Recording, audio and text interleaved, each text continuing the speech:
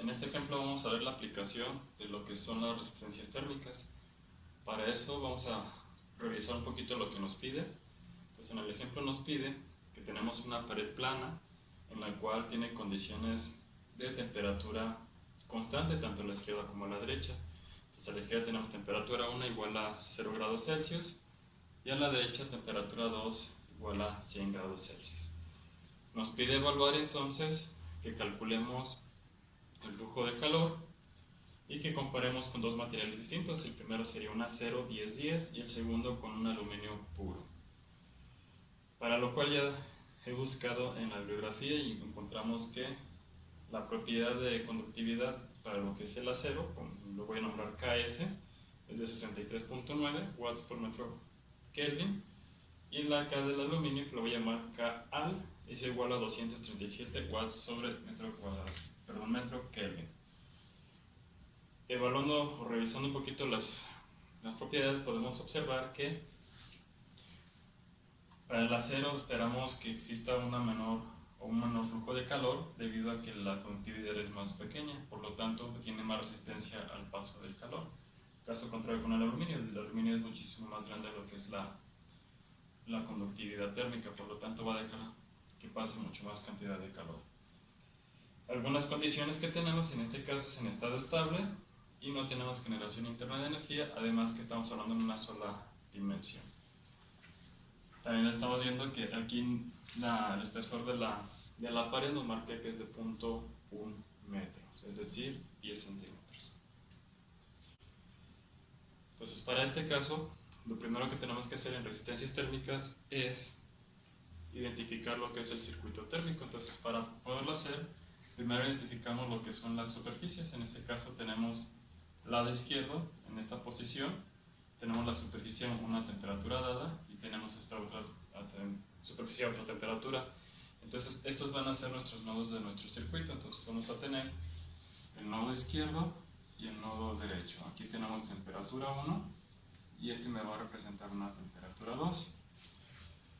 Entonces, en medio de esas caras tenemos lo que es ya el material sólido. Entonces, esto nos representaría lo que es una resistencia por conducción. Entonces, tenemos aquí nuestra resistencia y esta es nuestra resistencia por conducción. Recuerden que la resistencia térmica para conducción es L sobre A por K, donde L es el espesor y A es el área de transferencia de calor. Continuando, revisamos nuestros apuntes y tenemos que el calor se puede calcular como una diferencia de temperaturas entre mi resistencia total.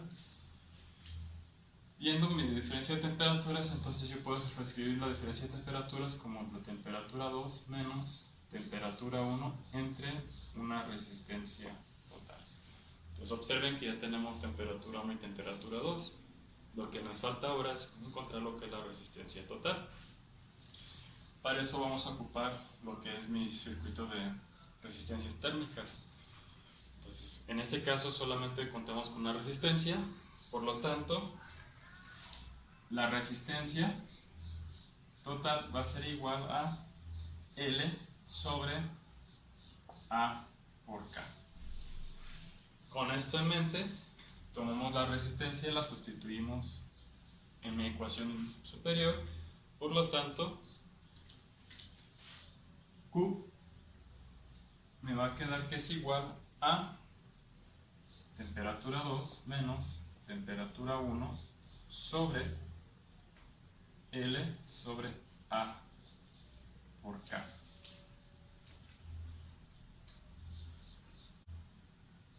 Ya que tenemos nuestra ecuación, ahora pasamos a acomodarla un poco. Entonces vamos a tener que el calor va a ser igual a A por K sobre L por nuestra diferencia de temperaturas. Pero en el problema nos piden lo que es el flujo de calor. El flujo de calor tiene unidades de watts sobre metro cuadrado. El flujo de calor nos representa la cantidad de calor que entra a un sistema por unidad de área. Entonces, para poder obtener Q' o flujo de calor, pasamos lo que es nuestra área, va a pasar a este lado, entonces vamos a tener que es Q sobre A, esto que a su vez es igual a QB' o flujo de calor, y esto nos va a representar el resto de lo que es nuestra ecuación, que es K sobre L por la diferencia de temperaturas. Ya que tenemos nuestra ecuación, ahora simplemente pasamos a sustituir valores para hacer la comparación que nos pide. Entonces, en este caso, primero vamos a hablar con el acero y posteriormente vamos a hablar con el aluminio.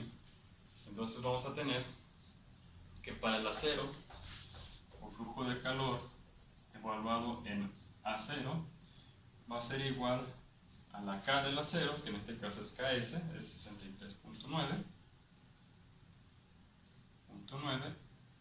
en este caso son watts sobre metro por Kelvin, entre la longitud, que es 0.1 metros, por la diferencia de temperaturas, que es en este caso 100 menos 0 Celsius. Aquí cabe hacer un paréntesis, que en el caso de las diferencias de temperaturas, la diferencia en sí no hay ninguna, digamos, variación entre si yo usara Kelvin o Celsius. En este caso vamos a hacer una comparación.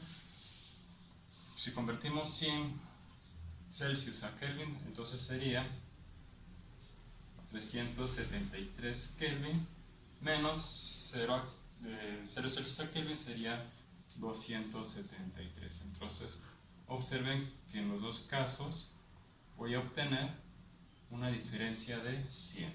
100 menos 0 obviamente va a dar 100. ¿Sale?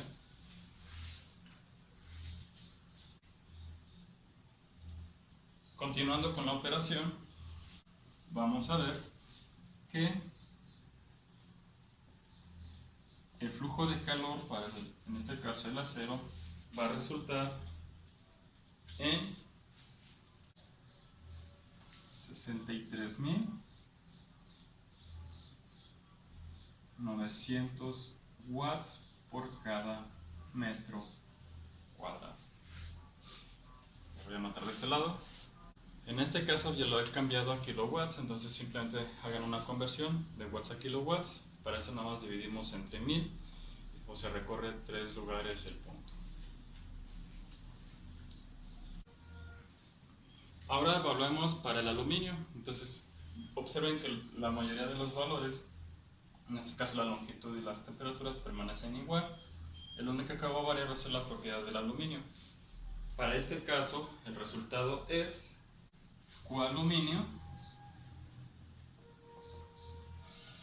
igual a 237.000 watts sobre metro cuadrado. Y lo vuelvo a anotar de este lado. Vean que tenemos Q de aluminio igual a 237 kilowatts por metro cuadrado. Entonces hacemos una comparación. Observemos aquí que, como habíamos comentado inicialmente, analizando lo que son nuestras propiedades, al tener una conductividad más alta nos permite tener flujos de calor mucho más altos para las mismas condiciones en nuestro caso.